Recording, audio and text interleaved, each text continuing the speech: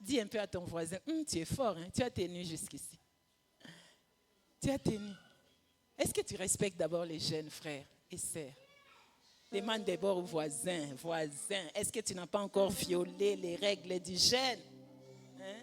Tu as mangé un peu seulement, un peu. Alléluia. Dieu veut nous emmener à la croissance. Il faut qu'on s'exerce à des jeunes. C'est la vie du disciple. Alléluia. Je dis merci à Dieu pour cette opportunité de me tenir au-devant de vous pour parler de sa part. Et je dis également merci à papa, notre pasteur, parce que c'est toujours un privilège, c'est toujours une grâce que de pouvoir encore parler de la part de Dieu, se tenir devant l'assemblée. C'est encore une grâce. C'est une grâce. Mais moi, personnellement, en des occasions comme ceci, des moments de prière comme ceci, j'aurais aimé m'asseoir et prier. M'asseoir et chercher Dieu. M'asseoir et pouvoir recevoir.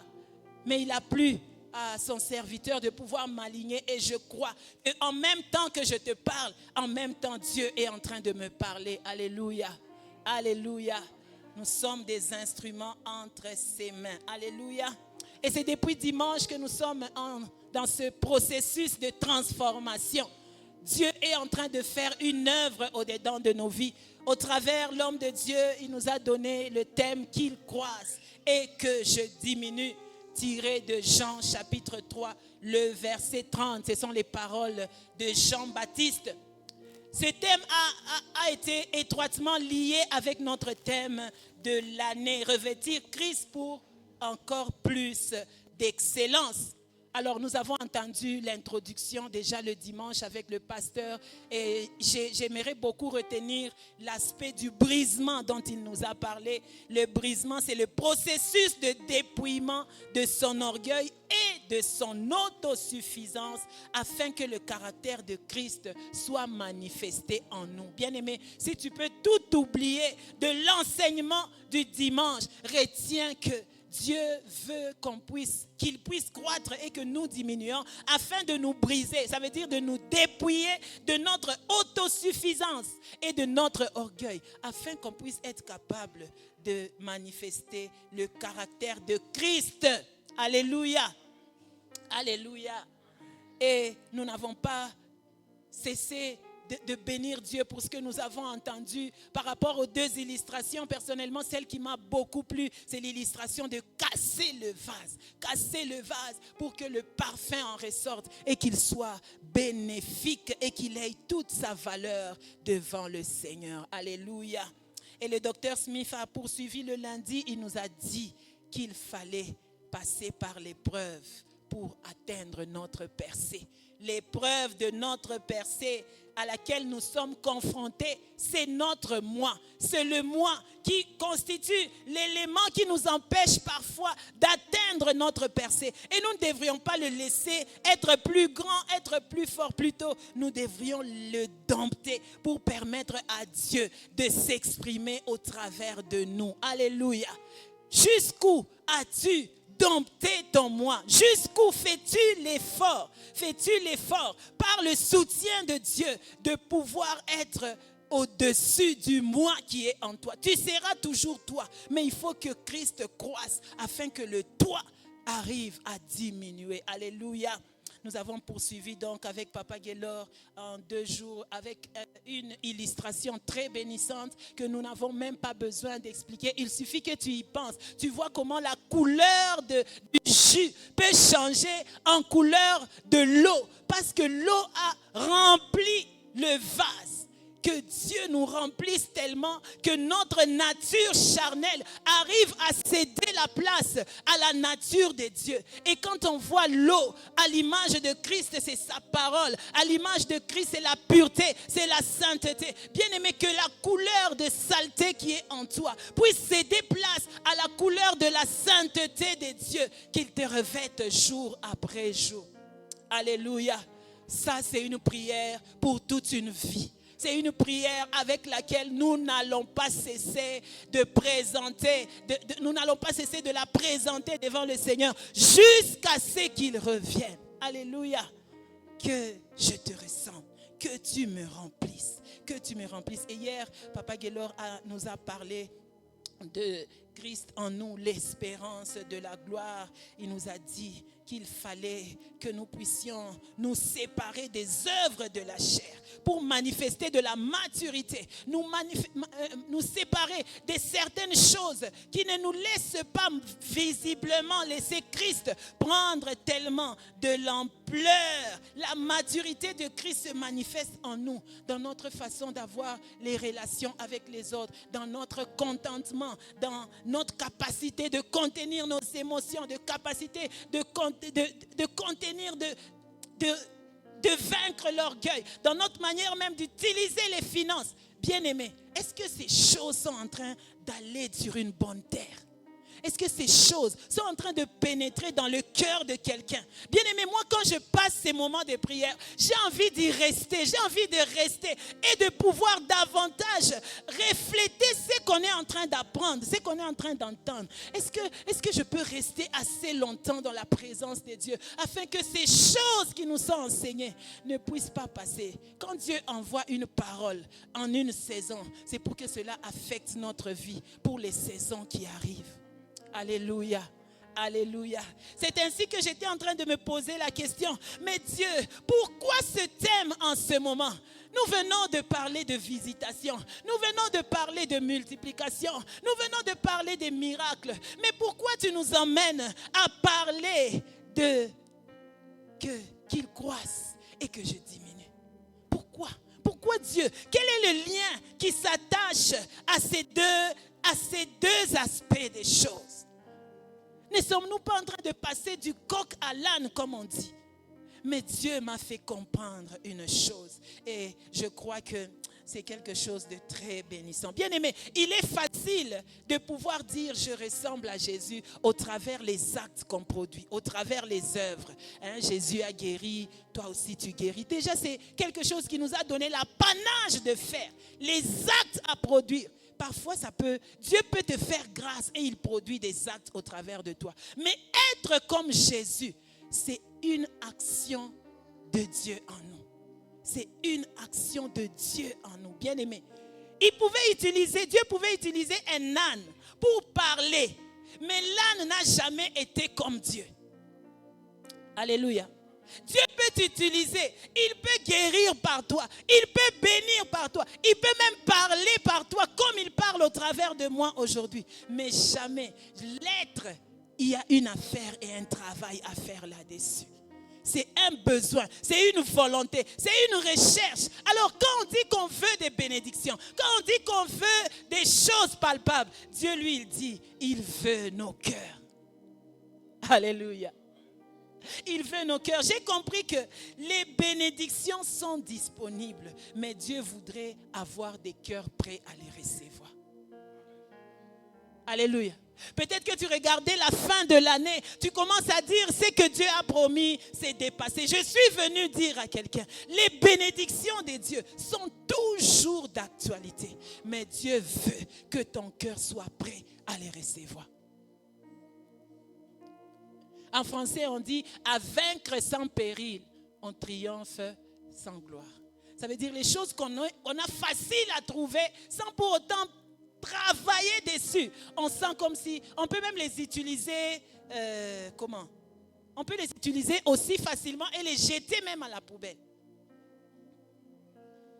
On peut les jeter même à la poubelle. On peut mal les utiliser. Mais Dieu veut que nous ayons des cœurs forgés pour que quand la bénédiction arrive, que nous soyons capables de la maintenir et que nous en sachions la valeur. Je rassure encore à quelqu'un. Dieu est fidèle. Ce qu'il a dit, il va le faire. Il va le faire. Seuls les cœurs disposés auront à le recevoir. Alléluia. Alléluia. Les bénédictions de l'Éternel sont toujours disponibles. Recevoir avec son cœur plus qu'avec ses mains nous rendra plus responsables même dans l'usage des bénédictions. Quand tes mains sont disponibles, mais que ton cœur en plus est disponible, ça te rend plus responsable dans l'usage de la bénédiction. Tu sauras lui donner autant de valeur. Recevoir après s'être donné sans réserve procure beaucoup plus de bonheur. Procure beaucoup plus de bonheur. Il y a plus de bonheur à donner. Ici, je dis, il y a aussi beaucoup plus de bonheur à se donner. Quand tu vas recevoir, tu auras encore plus de bonheur. Alléluia. Quand tu t'es donné, quand tu t'es livré et que Dieu vient à te donner la bénédiction, tu sens que la joie est plus grande. La joie est grande dans ton cœur parce que ce n'est pas... Tu as reconnu que tu étais quelqu'un qui l'aimait et qui lui donnait tout son cœur. Amen. Ce message, je trouve que c'est un message aussi qui nous approche du retour de Christ. Quand j'entends, il faut qu'il croisse et que je diminue, je sens Dieu me dire, Jésus revient bientôt. Alléluia. Si tu avais déjà oublié, je viens te rappeler que Jésus revient. Tu avais oublié, hein? Jésus revient et il est à la porte. C'est pourquoi il veut qu'il croisse et que toi, tu diminues. Parce que ce que Jésus viendra chercher, c'est des personnes qui lui ressemblent. C'est des personnes qui lui ressemblent. Si tu étais encore en train de te fourvoyer dans le péché, laisse que Jésus prenne assez d'ampleur pour que quand il viendra, qu'il te trouve prête pour aller avec lui. Alléluia. Alléluia. C'est comme ça que ce soir, nous allons parler du cœur de l'épouse. Notre sous-thème dans ce grand thème, il faut qu'il croisse et que je diminue. Je dis le cœur de l'épouse. Développer le cœur de l'épouse. Avoir le cœur de l'épouse. Donc c'est ça notre sous-thème. Alléluia. Alléluia. Y a-t-il des épouses par ici? Nous allons essayer de voir, sommes-nous des épouses ou bien nous ne manifestons pas le caractère de l'épouse. Bien sûr, quand je parle d'épouse, je ne parle pas seulement de l'épouse femme mariée, je parle aussi de l'épouse du Christ, l'Église. L'Église, l'Église, le cœur de l'épouse. Parce que Christ, quand j'ai dit Christ revient, Christ vient chercher l'épouse. Et l'épouse, c'est son Église. Nous pouvons le lire dans Éphésiens chapitre 5. Nous connaissons bien cette référence. On en parle souvent dans le mariage. Mais je voudrais insister sur cet aspect. La Bible dit, Éphésiens 5, chapitre 5, verset 22, je veux suivre. Femmes, que chacune soit soumise à son mari comme au Seigneur. Que chacune soit soumise à son mari. Éphésiens 5, 22 et suivant. Que chacune soit soumise à son mari comme au Seigneur. Car le mari est le chef de la femme.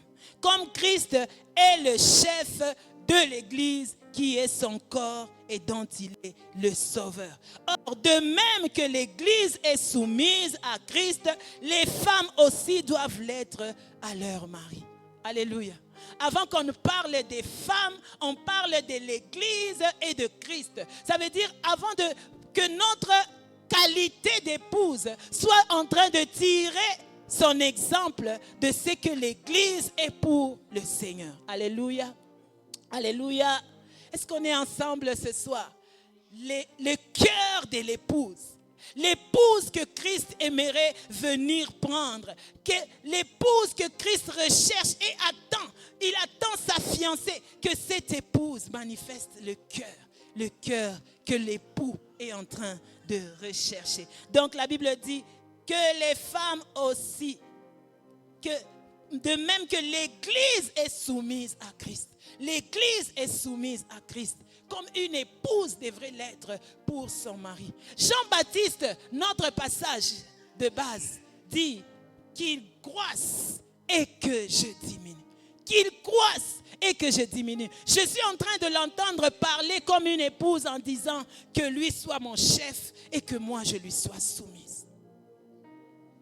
Qu'il soit mon chef et que moi je lui sois soumise. Quand il dit qu'il croisse et que je diminue, c'est un aspect d'épouse envers son époux. Qu'il croisse, qu'il soit mon chef et que moi je lui sois soumise. Que je lui sois soumise. Bien-aimé, c'est une affaire personnelle, mais c'est aussi une affaire de l'Église. L'Église de ce temps de la fin doit pouvoir dire qu'il croisse et que je diminue. Qu'il croisse et que je diminue. L'Église, c'est toi. L'Église, c'est nous. L'Église, c'est CCE. Manifeste la dimension de l'épouse, le cœur de l'épouse. Nous allons lire un passage au regard de Jean-Baptiste, parce que c'est de lui qu'il s'agit ici. On va voir comment est-ce que Jean-Baptiste a aussi eu des attitudes qui sont similaires aux attitudes de l'épouse à l'égard de Jésus-Christ. Alléluia.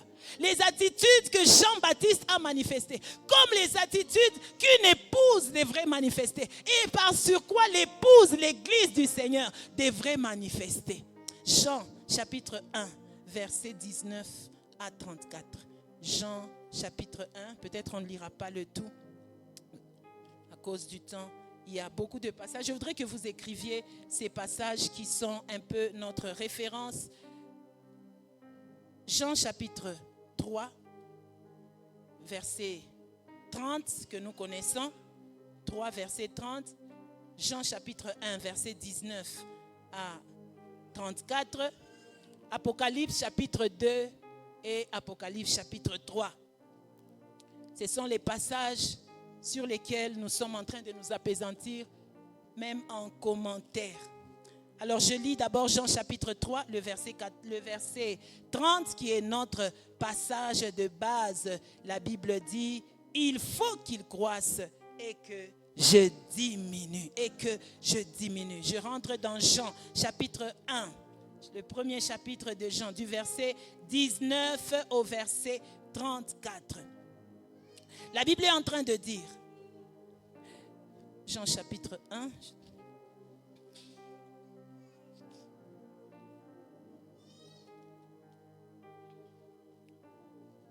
verset 19 au verset 34. Voici le témoignage de Jean. Lorsque les Juifs envoyèrent de Jérusalem des sacrificateurs et des Lévites pour lui demander, « Toi, qui es-tu » Il déclara, et sans restriction, il affirma qu'il n'était pas le Christ. Et ils lui demandèrent, « Quoi donc? Es-tu Élie » Et il dit, « Je ne le suis point. » « Es-tu le prophète » Il répondit non. Ils lui dirent alors, qui es-tu, afin que nous donnions une réponse à ceux qui nous ont envoyés. Que dis-tu de toi-même? Moi, dit-il, je suis la voix de celui qui crie dans le désert. Aplanissez le chemin du Seigneur, comme a dit Ésaïe le prophète. Ceux qui avaient été envoyés étaient des pharisiens.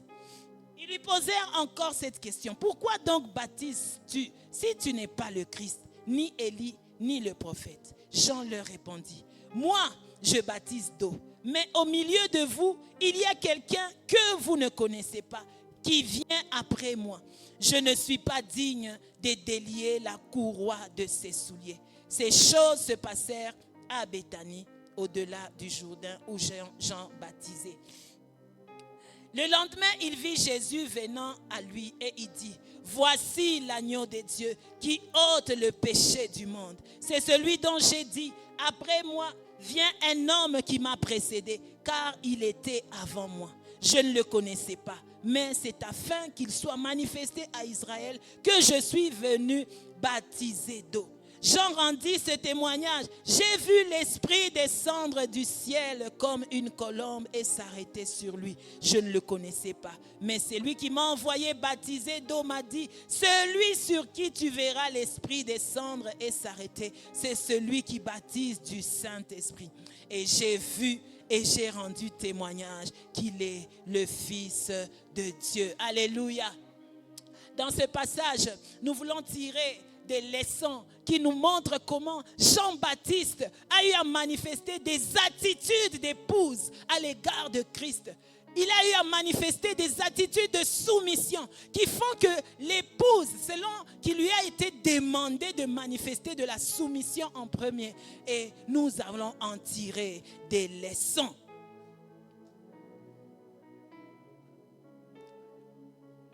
La Bible dit, Christ viendra chercher une épouse sans ride, ni tache, ni rien de semblable. Éphésiens chapitre 5, verset 27.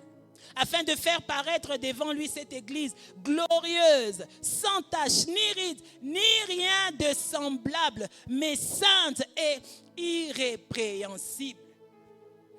Irrépréhensible qui veut dire irréprochable ou sans imperfection. Bien-aimé, l'église que Christ veut venir prendre, c'est une église sans ride, sans tache, sans péché, sainte, qui manifeste le cœur que Dieu recherche. Pourquoi on n'a pas dit une église belle à voir? On a insisté sur le fait d'être irrépréhensible, sainte, bien-aimé. Jésus est à la porte. Jésus revient. Il faut que chacun se prépare à être cette épouse que Christ viendra chercher. Qu'il croisse et que moi, je diminue. Jean-Baptiste nous montre certains critères, certaines manifestations de la qualité d'épouse. Déjà, quand il dit qu'il croisse, il voudrait, lui, qu'il soit soumis. Il ne prend pas sa place. On nous l'a dit déjà le mardi. Jean-Baptiste a dit, je ne suis pas le Christ. Il ne prend pas la place du Christ.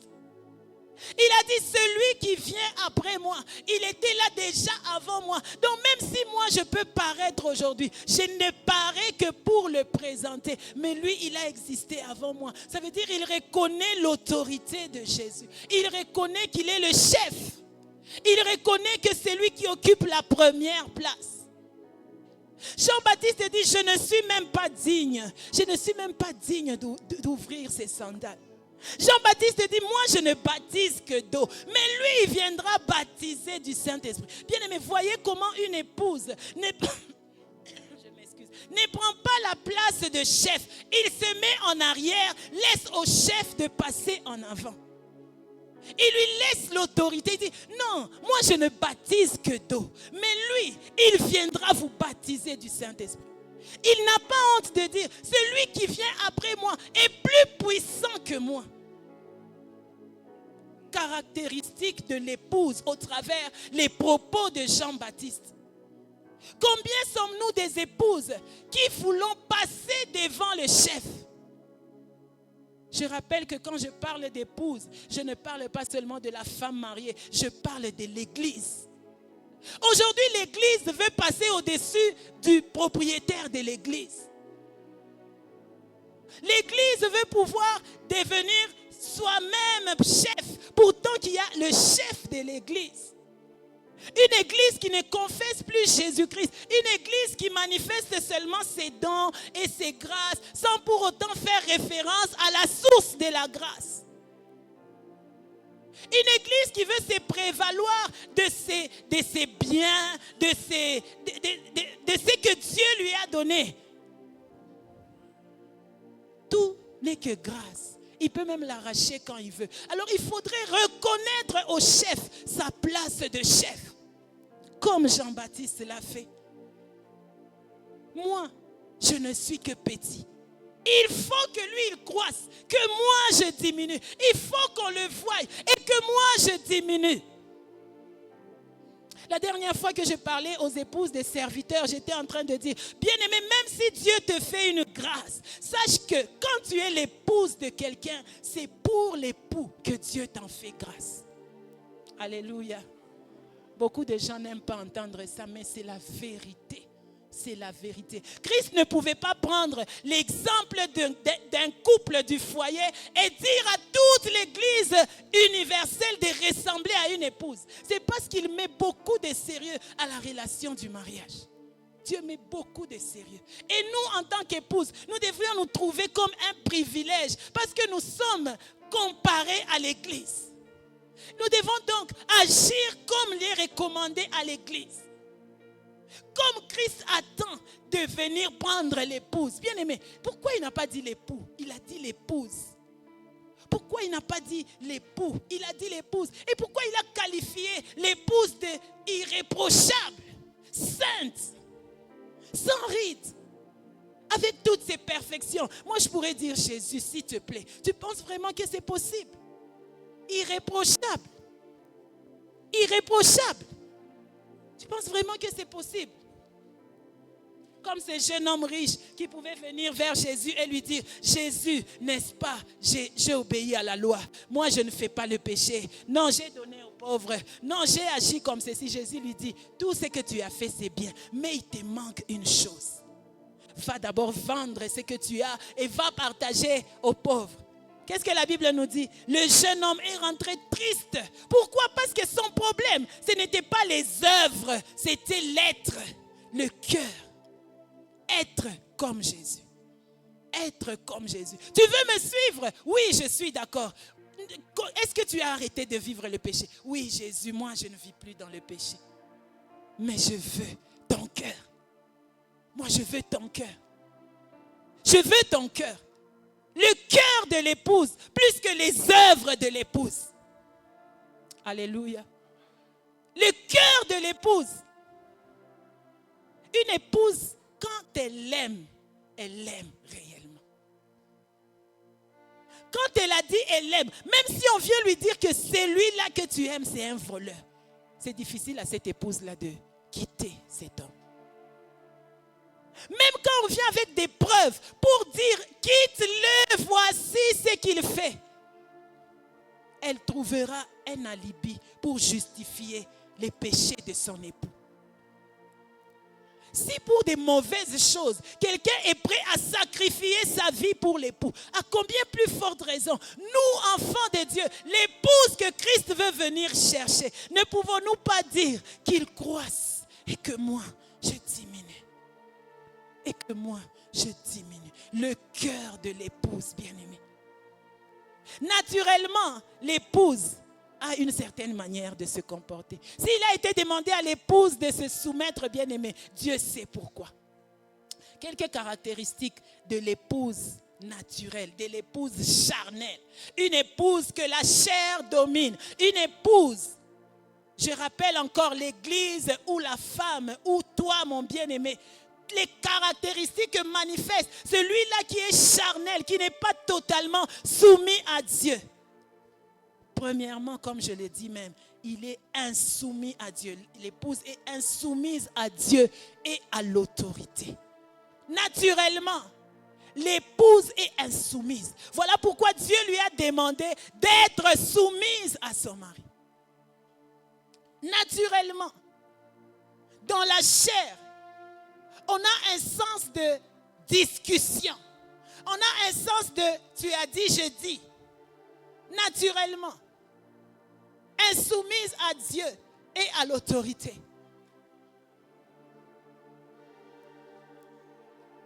Alléluia.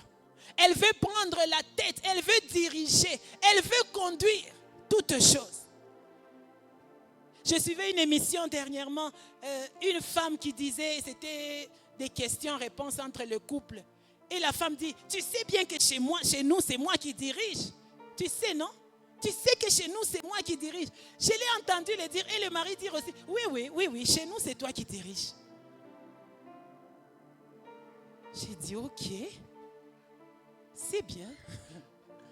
Il y a des renversements des valeurs. Bien-aimée épouse, n'accepte pas de prendre la place de l'époux. N'accepte pas d'être chef. D'abord, être chef, c'est trop difficile. Être le chef de la maison, c'est trop difficile. C'est trop de responsabilités. Sois juste l'épouse, sois soumise. Comme Jean-Baptiste, il savait que pour la délivrance de ses peuples, je ne prendrai pas la place de Jésus. J'ai dit, moi je ne baptise que d'eau. J'ai une responsabilité qui m'est propre. Je suis limité dans ma façon d'agir. Je peux faire, mais je n'irai pas jusqu'à sauver les hommes. Je peux faire, mais je n'irai pas jusqu'à monter à la croix. Je peux faire, mais je n'irai pas jusqu'à réconcilier les hommes avec Dieu. Je reste à ma position, que je diminue et que lui, il croisse. Qu'il croisse et que moi, je diminue. L'épouse est par nature insoumise. La Bible nous parle d'une femme dans la Bible. Jézabel. Jézabel. Quelle femme! 1 Roi, chapitre 21, 7 à 8. Quelle femme! Quelle femme! Quelle mauvaise façon de faire! Quelle mauvaise attitude d'épouse! Jézabel. Alors Jézabel, sa femme, lui dit, est-ce bien toi maintenant qui exerces la souveraineté sur Israël? Imagine-toi seulement, tu es Akab, tu es le roi. Tout le monde se soumet à toi. Tout le monde fait salut devant toi. Mais Jézabel vient devant toi et il te pose la question. Est-ce que c'est bien toi qui dirige est-ce que c'est bien toi qui exerces la souveraineté sur Israël? C'est comme s'il voudrait dire, mais oui, hein? Donc, Nabal peut te refuser son champ et tu restes tranquille. Est-ce que c'est toi qui diriges la souveraineté de ce pays? Est-ce que c'est toujours toi? Regardez cette épouse insoumise et de mauvaise manie. Lève-toi, prends de la nourriture et que ton cœur se réjouisse. Moi, je te donnerai la vigne de Naboth de Jezreel. Et elle écrivit au nom d'Akab des lettres qu'elle scella sceau d'Akab, qu'elle envoya aux anciens et aux magistrats qui habitaient avec Naboth dans sa ville.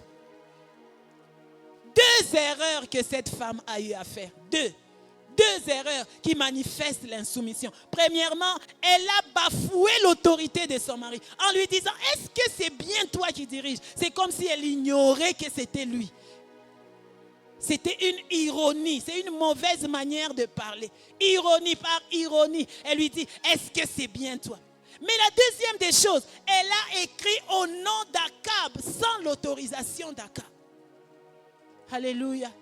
Au nom d'Akab, sans l'autorisation d'Akab. C'est comme si l'Église était en train de dire au nom de Jésus, mais il fait des choses contre Jésus. C'est comme si l'Église était en train de sanctionner les gens par sentiment, par exemple. C'est comme s'ils étaient en train d'instituer des règles dans l'Église qui ne sont pas ce que la parole de Dieu dit. Le cœur de l'épouse, les cœurs de l'épouse, sois soumis à l'époux parce que c'est sa parole que tu dois exécuter. Tu n'exécutes rien d'autre que ce que l'époux a écrit. Alléluia. Jean-Baptiste a dit qu'il croisse. Moi, je veux diminuer. Moi, je veux diminuer.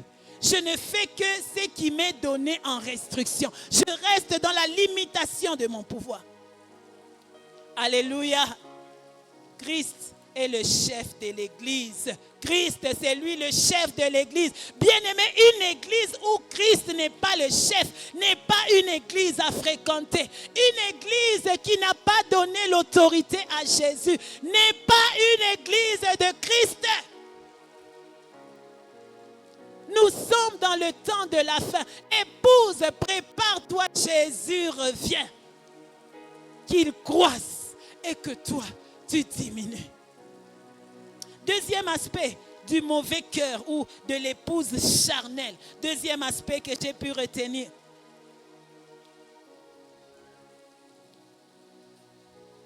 L'épouse est impatiente. Elle cherche d'autres voies de secours. Les mauvais aspects de l'épouse. Elle cherche d'autres voies de secours. Elle est impatiente. Quand on lui dit attends, elle dit non, moi j'en ai besoin tout de suite. L'épouse est pressée de voir les choses. L'épouse est pressée des réalisations, de trouver des faveurs, au lieu qu'elle puisse attendre le temps convenable. La Bible nous parle de Saul, de Saül. Saül était le style d'épouse qui n'attend pas.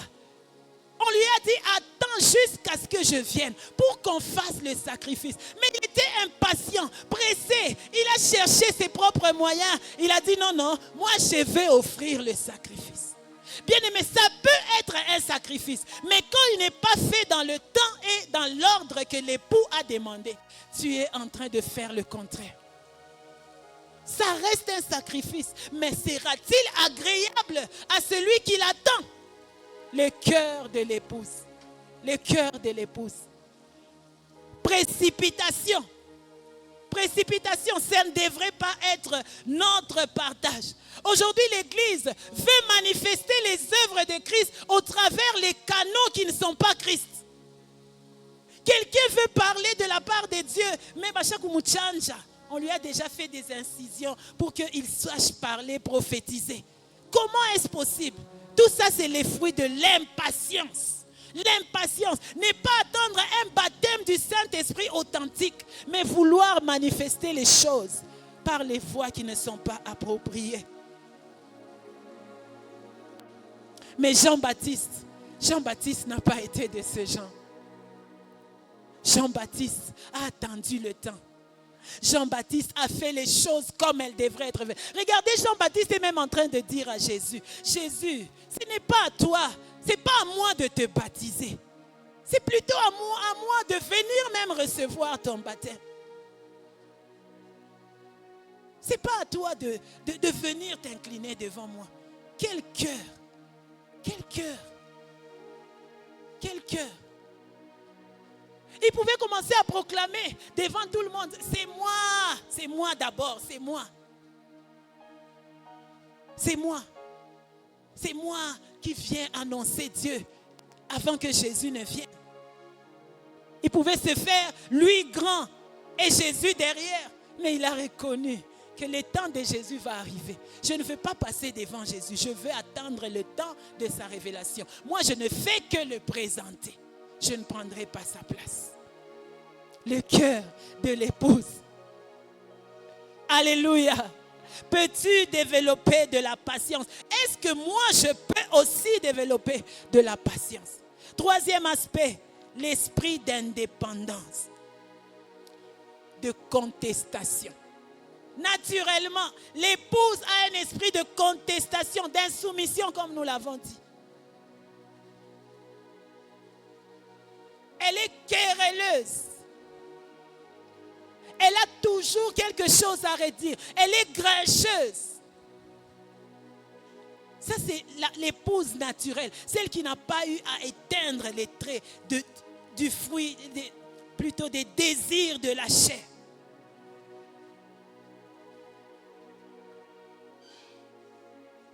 Un autre aspect de l'épouse charnelle, c'est qu'elle fait des éloges de la bouche, mais son cœur n'est pas dedans. Elle fait des éloges de la bouche, mais elle n'est pas dedans. Regardez le cas de Delilah. Delilah est venue vers Samson pour vouloir arracher le secret de Samson. Qu'est-ce qu'elle a fait? Elle a commencé à louer Samson. Elle a apprécié Samson. Elle lui a dit que, n'est-ce pas tu m'aimes? N'est-ce pas tu m'aimes? N'est-ce pas? Jusqu'à ce que Samson a fini par lui donner la vraie raison, la vraie source de sa force. Manipulatrice. Manipulatrice. Alléluia. Pour tirer le bénéfice, elle peut utiliser tous les moyens pour pouvoir avoir ce qu'elle cherche. Non, ce n'est pas ce que Dieu veut de nous. La Bible dit, ce peuple m'honore des lèvres, mais leur cœur est éloigné de moi. Nous ne voulons pas être de ces nombres, de ceux-là qui honorent Dieu des lèvres. L'église du temps de la fin, ne soyons pas de ceux qui honorent Dieu seulement des lèvres pour recevoir de lui quelque chose. Soyons de ceux qui, quand nous disons Seigneur, je te dis merci. Seigneur, je t'élève. Je sais de quoi je parle. Je suis tout simplement en train de dire que toi tu croisses et que moi je diminue. Non pas des lèvres. Non pas de lèvres. Que nos cœurs soient attachés à ce qui sort de nos bouches. Afin que Dieu puisse nous agréer. Alléluia.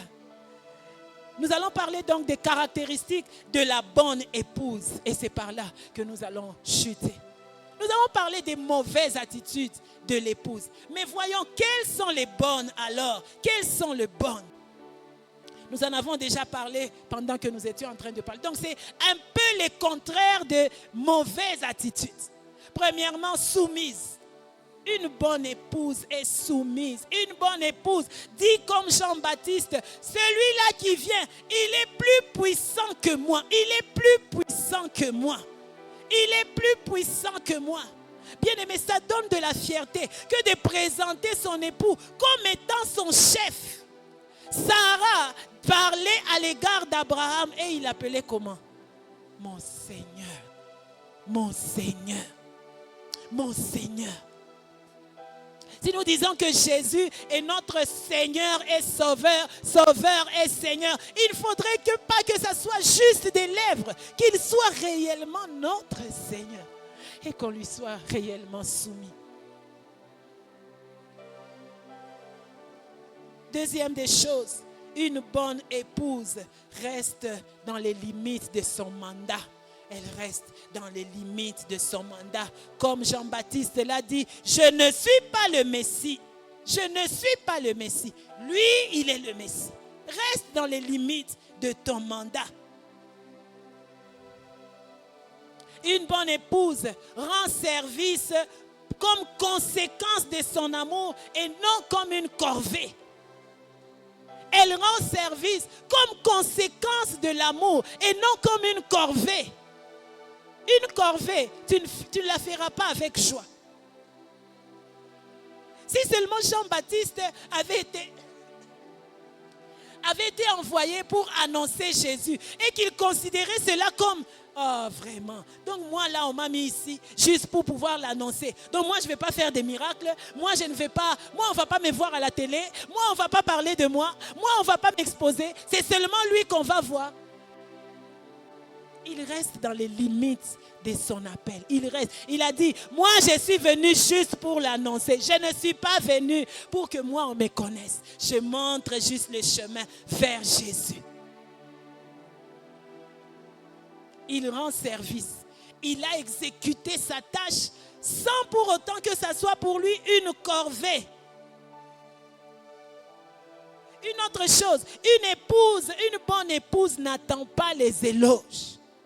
Elle n'attend pas les éloges. Bien aimé, si tu attends les éloges, tu vas finir par souffrir. À un certain moment, tu fais ce que tu as à faire, même quand personne ne le constate. Alléluia. Même quand personne ne se rend compte que c'est toi qui travailles doublement dans cette maison-là, fais quand même ce que tu as à faire. N'attends pas les éloges. Jean-Baptiste n'avait pas attendu que Jésus puisse dire que c'est lui, Jean. D'ailleurs, si vous remarquez, quand Jésus parlait de Jean en faisant des éloges, il le faisait dans son dos. Alléluia. Vous vous rappelez, quand Jean-Baptiste a envoyé pour dire, allez lui demander, est-ce que c'est lui le Messie ou devrions-nous en attendre un autre? Jésus a répondu, les aveugles voient, les sourds entendent. Et quand ses disciples de Jean partaient, Jésus est resté dire, il n'y a pas plus grand que Jean-Baptiste. Les éloges peuvent être derrière toi. Ne cherche pas qu'on te donne les éloges en face. Église, épouse. Si on t'en donne, gloire à Dieu. Si on ne t'en donne pas, quelqu'un est en train de voir ce que tu fais. Quelqu'un est en train de voir et il va te récompenser.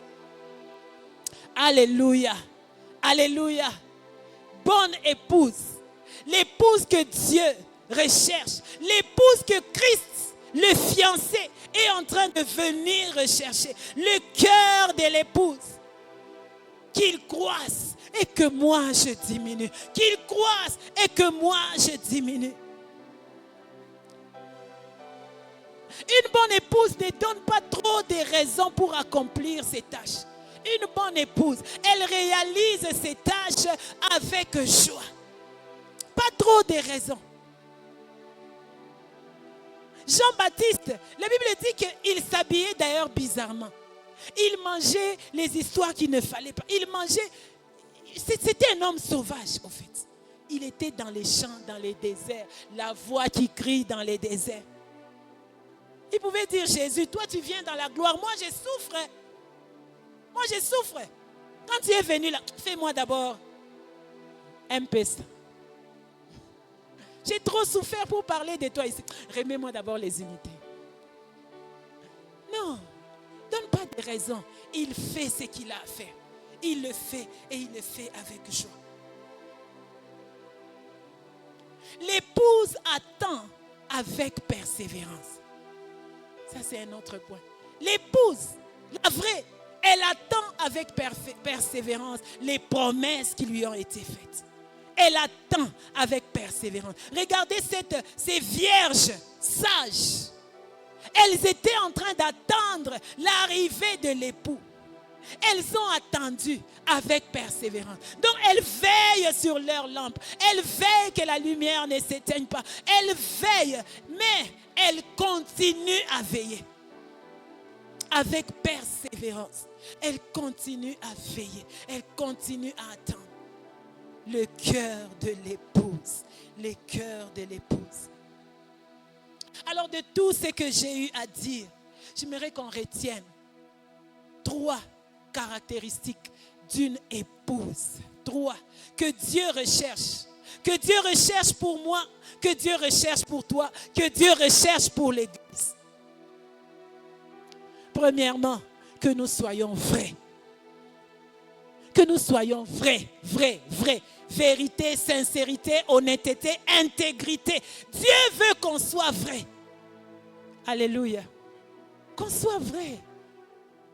Qu'on soit vrai. Être vrai, ça ne veut pas dire cacher quelque chose. C'est être transparent. Vous savez, Dieu est prêt à entendre même nos cris, nos douleurs. Jésus lui-même pouvait arriver à un niveau où l'épreuve devenait difficile. Il a dit, oh, ôte de moi cette coupe. Si seulement cette coupe pouvait passer. C'est ça vrai. C'est ça être vrai. Alléluia. Être vrai, ce n'est pas faire semblant. Même quand ça fait mal, tu fais semblant parce que toi, il ne faut pas qu'on voie ta vulnérabilité. Non, Jésus veut voir même notre vulnérabilité.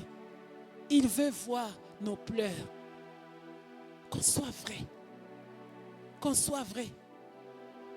À des moments, surtout quand on devient responsable, on commence à faire semblant. On fait semblant. On doit manifester qu'on est fort. Bien aimé, la vraie force, c'est dans la vérité. Quand on est vrai devant le Seigneur, quand ça nous dépasse, tu dis, Seigneur, ça me dépasse. Quand c'est bien, je dis, Seigneur, c'est bien, je suis content. Vrai. Épouse, sois vrai. Pas de duplicité, épouse. Pas de duplicité. Vous savez une chose, on peut cacher les choses aux gens, mais on ne peut pas les cacher à Dieu. Dieu entend même les réflexions qu'on fait. Alors pourquoi ne pas être vrai quand on est devant lui? Pourquoi ne pas être vrai? Même ce que tu caches, il l'entend. Même ce que tu caches. Tu veux prier, tu commences à faire des formulations, tu commences à dire, Seigneur, je te rends grâce pour la douleur que je traverse. Non, ça te fait d'abord mal. Ça te fait mal. Dis-lui que ça te fait mal. Dis-lui que ça te fait mal. Dieu n'est pas prêt à recevoir nos actions de grâce fallacieuses, trompeuses. Que nos cœurs soient vrais. Il est vrai qu'on présente notre douleur, mais à la fin, on dira qu'il me soit fait selon ta parole. Comme Jésus l'a dit. La douleur était présente, mais à la fin, il a dit, non pas ma volonté, mais la sienne. Soyons vrais, que ta volonté soit faite pour moi. Deuxième des choses, ne soyons pas résignés. Ne soyons pas résignés. Ne soyons pas résignés. Vous savez la différence entre la résignation et le renoncement. Quelqu'un qui est résigné, c'est quelqu'un qui a accepté son impuissance. C'est quelqu'un qui a dit, je n'en peux plus, je n'y arriverai plus. Oyekoya eya. Mais quelqu'un qui a renoncé, comme une épouse, elle dit, je valais bien de pouvoir être valorisée dans ceci ou dans cela, mais j'accepte de céder ma place au chef. Et c'est ce que Dieu veut à l'église. C'est ce que Dieu attend de l'église. Le renoncement au lieu de la résignation. Le Seigneur était en train de me faire comprendre que parfois il y a des sujets de prière qu'on ne lui présente plus. Non pas par renoncement, non pas parce qu'on fait foi à Dieu, mais par résignation.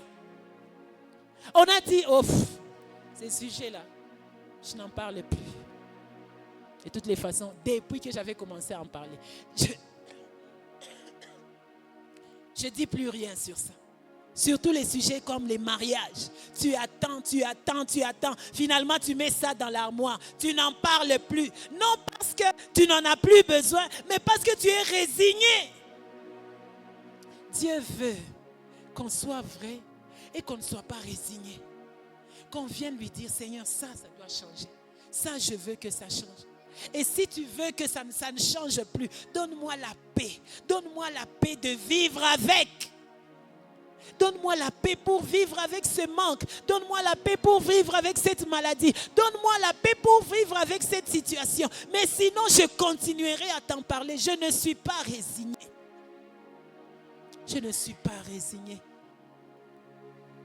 Et la dernière des choses, je venais de le dire, c'est la persévérance. C'est la persévérance.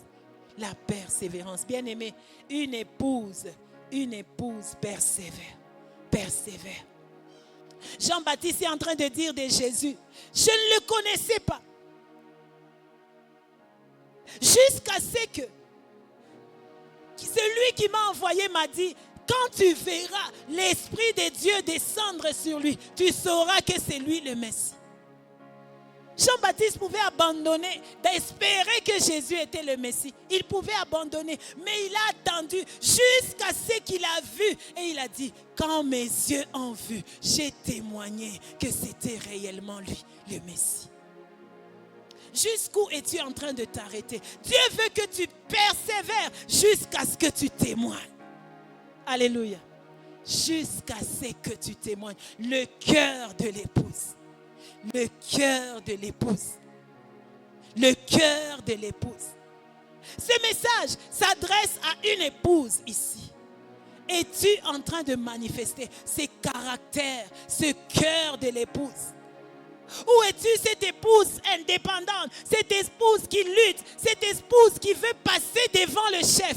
La Bible ou le message d'aujourd'hui est en train de te parler. Le message d'aujourd'hui s'attarde sur la vie de ce chrétien qui devenait plus haut que Jésus. Jésus est en train de te dire, il faut me laisser croître. Quand je vais croître, tu vas manifester le bon caractère d'épouse. Et je viendrai et je te prendrai. La Bible dit, là où il est, là où il sera, nous y serons aussi. Aux noces de l'agneau. Aux noces de l'agneau. Les noces de l'agneau concernent une épouse pure, sainte, sans tache, sans rite. Mais ce message s'adresse aussi à CCE. Alléluia. CCE, Dieu veut te dire, je sais que je t'ai dit des choses.